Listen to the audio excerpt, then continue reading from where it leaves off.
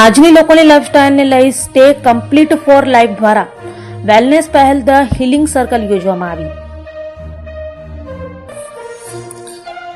અમદાવાદમાં alternative healthcare તરફ એક મોટો બદલાવ જોવા મળ્યો છે। તાજેતરમાં સ્પોર્ટ્સ ક્લબ અમદાવાદ ખાતે સ્ટે કમ્પ્લીટ ફોર લાઈફ દ્વારા આયોજિત વેલનેસ પહેલ ધ હીલિંગ સર્કલ યોજાઈ હતી, જેમાં મોટી સંખ્યામાં લોકોએ ઉત્સાહપૂર્વક ભાગ લીધો હતો।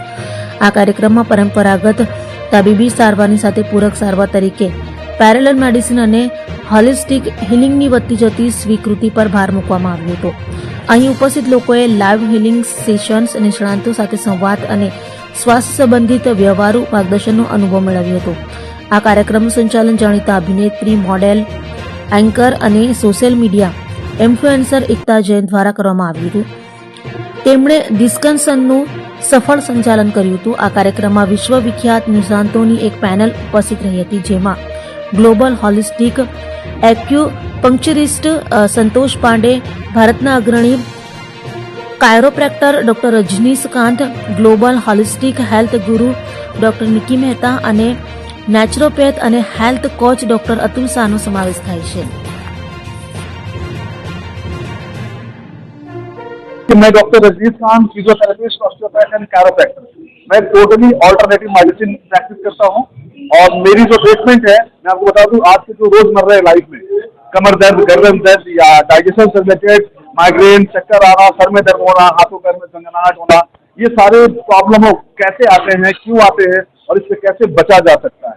तो आज ये हीलिंग सर्कल का जो ऑर्गेनाइजिंग यहाँ हुआ है, तो उसके मुख्य जो है, जो हम लोगों के सारे टीम को लाने वाले चिरंजीवी और हमारे हिमांशु मेहता जी, उनके थ्रू आज हम लोग यहाँ विजिट किए हैं और यहाँ के सारे लोगों को ये बताएंगे कि कैसे स्वस्थ रहना है, अगर प्रॉब्लम हो भी गया तो उसको कैसे ठीक करना है। इसमें एज का कोई क्राइटेरिया नहीं है, क्योंकि आप देखेंगे जो प्रॉब्लम होना चाहिए था 40 साल 50 साल में, वो प्रॉब्लम अभी 10 से 20 साल के बच्चों को हो रहा है।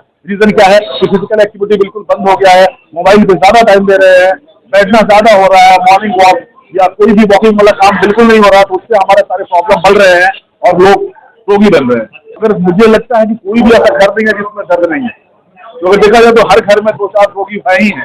तो ये जो प्रॉब्लम जो है, सबसे बड़ी बात है कि इस कैंप के माध्यम से हम लोग लोगों को जागरूक कर रहे हैं कि ताकि ये प्रॉब्लम जिसको हो गया हो ठीक किया जाए और जिसको नहीं हुआ हो फ्यूचर में नहीं हो।